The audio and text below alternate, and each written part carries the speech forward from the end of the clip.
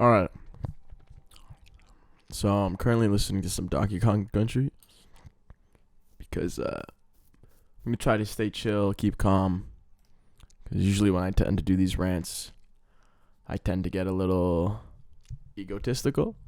I let my ego flare up when I should just be chill. I don't want to say the wrong thing. I probably will, but yeah, let's get into it. Anyways, I guess the first thing I want to talk about, something that I'm noticing a lot, is something that I have been noticing a lot. As I continue to do my research, I've been stumbling across a lot of YouTube editors' channels. Basically, the editors of big YouTubers like KSI, PewDiePie, Logan Paul, those guys. I've been running into their channels, and basically their channels usually consist of breakdowns of how they edit that specific style of video for those specific creators. One channel that I think is fantastic in particular is Hayden's channel. Logan Paul's editor, Hayden Smith, or something like that.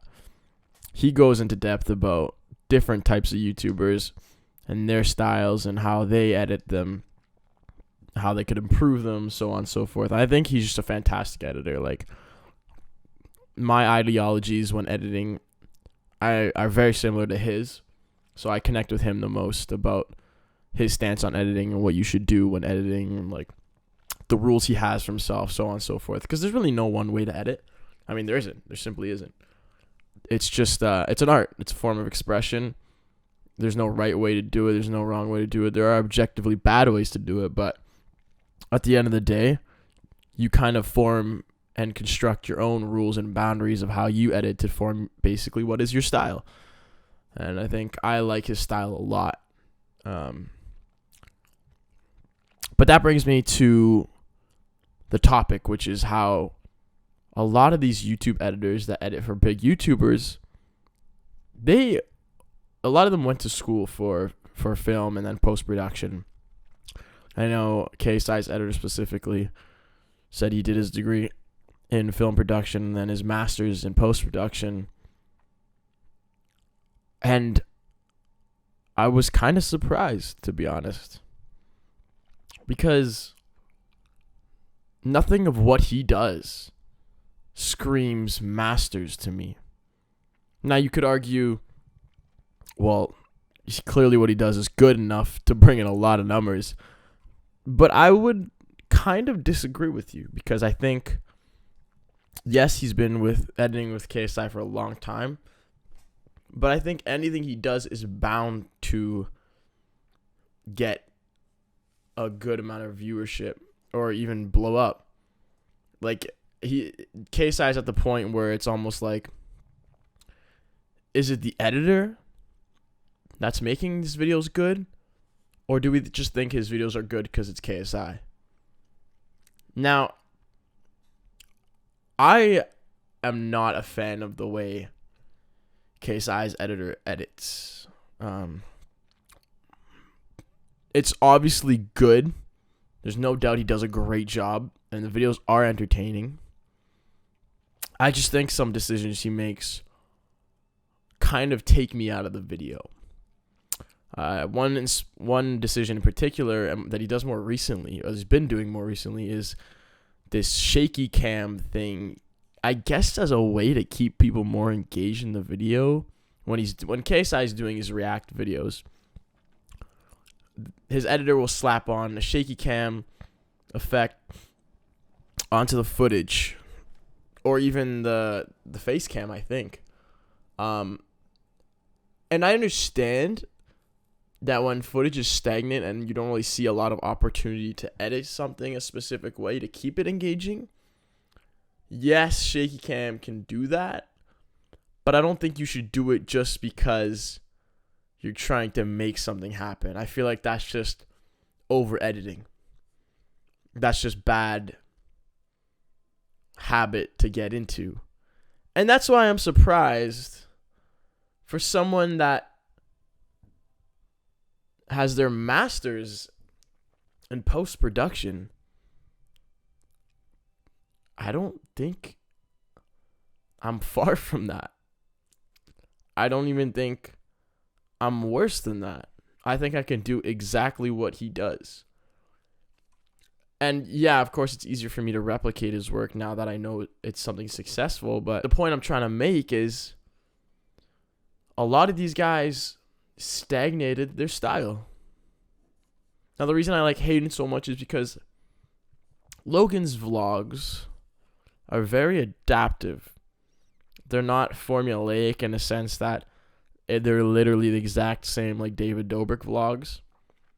But they have a variety of emotion in them. Some are going to have more sad beats. Some are going to be completely energetic. Some are going to be slapstick comedy type of editing. He's able to adjust and adapt his style. While when I look at what's his name? Mo Said, I think that's the channel. I'm not seeing an editor that's adapting their style. Or sorry, I'm not seeing an editor that's able to adapt according to what the video is demanding for a certain style. I'm seeing him conform a video into his style. So he's never changing. Yes, the videos he's doing are different from reactions to main channel stuff where they're more produced, or it's like the hide and seek. He goes on to talk about it in one of his videos. He talks about editing the hide and seek videos. And what I found interesting is he mentions that in that video, he changed his style and it was very successful. But he didn't change his style in that video. What he did was make that video suit his style of editing. Yeah, he changed some things for the needs of the video, like having icons in the corner for each player and finding a way to maneuver between different perspectives pretty smoothly. But a lot of the beats he hits and a lot of the timing and a lot of the comedic effect of it is very much his style and the way it's been for a very long time. There in no way in the core of editing did he adjust or adapt as he said he did. So what throws me off is, and I don't want to make this about school because it's not always about school, but it kind of is. What throws me off is the fact that here's a guy who's been to school, did his 4 years for a production degree, and then probably did another 2 years for his master's in post-production. And he's just stagnated his style. And even when he first started, you could tell, even coming out of school, he didn't really know what to do for YouTube. Now, I understand he's kind of a pioneer in the YouTube editing world. But, like, all that school experience, you'd think they teach you, or you think you'd come out of it knowing what to do. But no, what you learn how to do is make traditional media again. But he had to come out of it and basically start fresh and create a completely new style, because the demands of YouTube didn't meet the demands or similar expectations that school taught him. And because of that, he has a very analytical type of editing style. See, the thing about a lot of these YouTube editors is they're analytical editors. They're not editing for expression. They're not editing for art. They're editing to see numbers grow. They're simply doing things for the sake of a business. There is no expression in their art. They're thinking, how do I make things the most engaging? How do I make things the most entertaining? How do I add the most value to someone's viewing experience so that they don't click off and go into a new video? Now, I bet you any money if you take them away from this YouTube environment and put them into a traditional type of editing space where they need to create art, they need to give someone emotion besides comedic value or laughter, I think a lot of these guys would struggle. Now, of course, once you do something for so long, you're going to be used to editing in a certain style, and it's going to be hard and take a while for you to change your style and kind of fix it, adapt it into a different type of medium or a different style you're editing for, or a different director, whoever you're working for. That I completely understand. That's just bound to happen to anyone and everyone.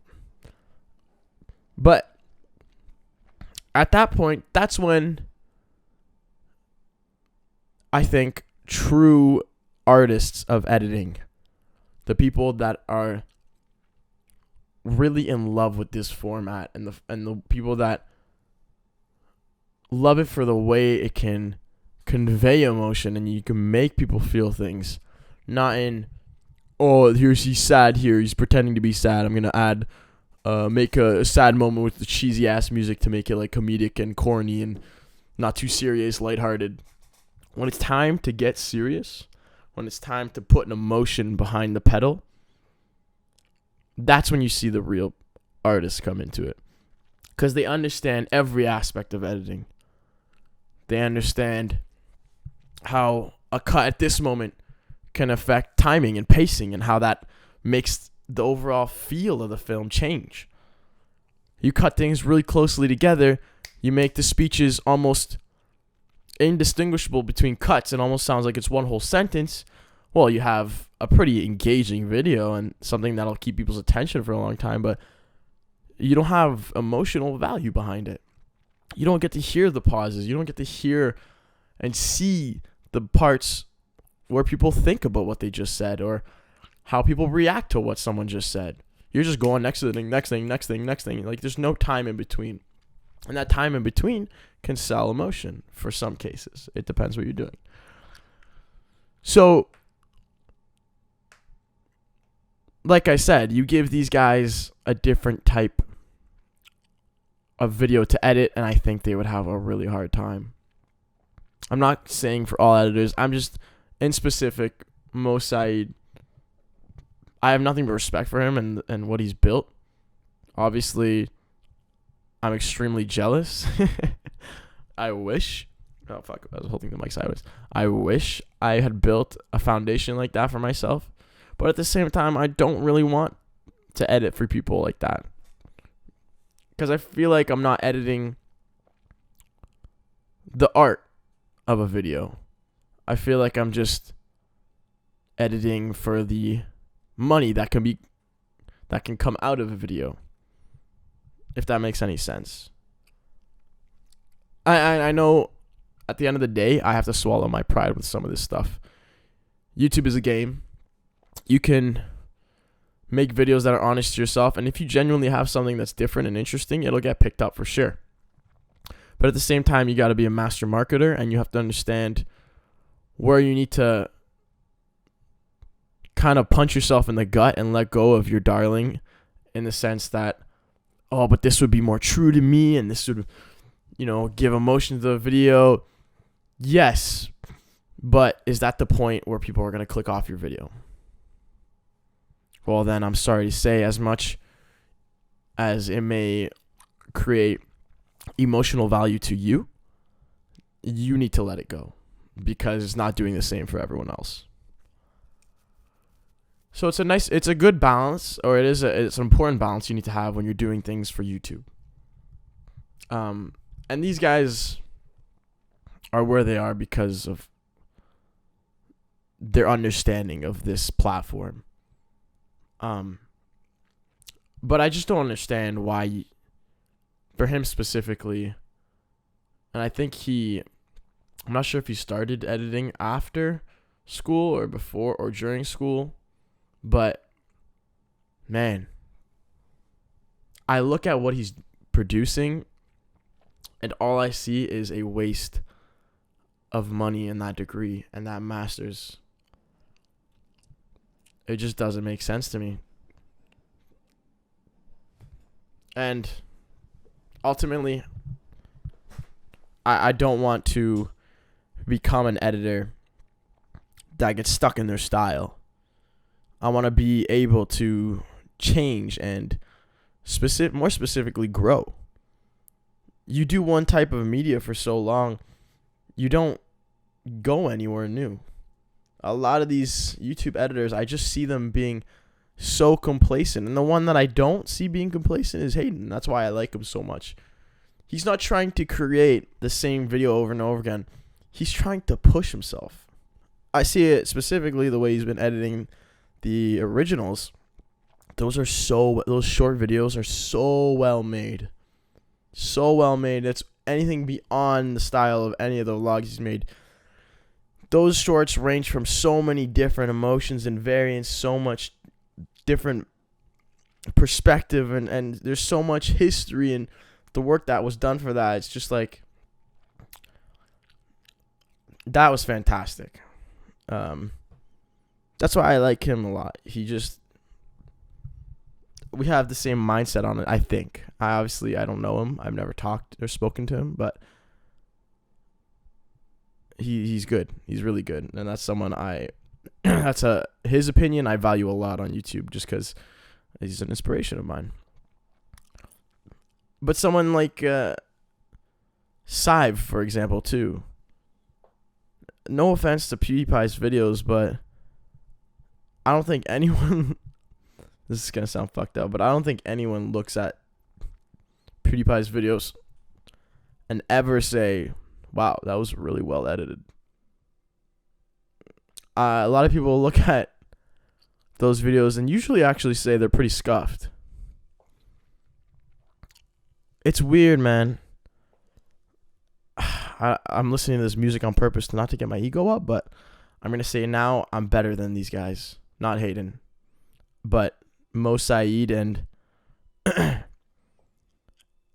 Sive, I'm better than them. Simply put, I am better than them. But that's not to say I have a lot of improvement to make or growing to do. My videos are really rough right now.